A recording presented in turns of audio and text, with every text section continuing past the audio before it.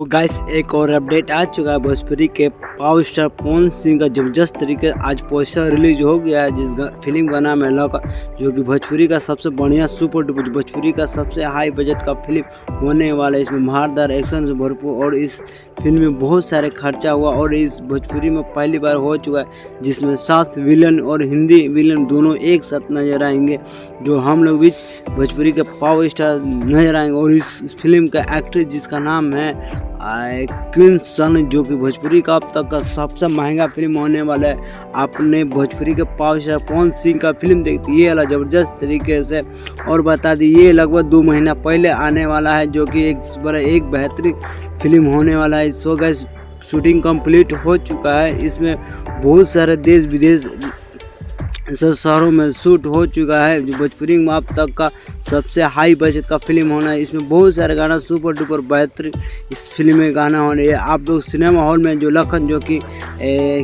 7 जून को रिलीज हो रहा है, भोजपुरी का सबसे महंगा फिल्म।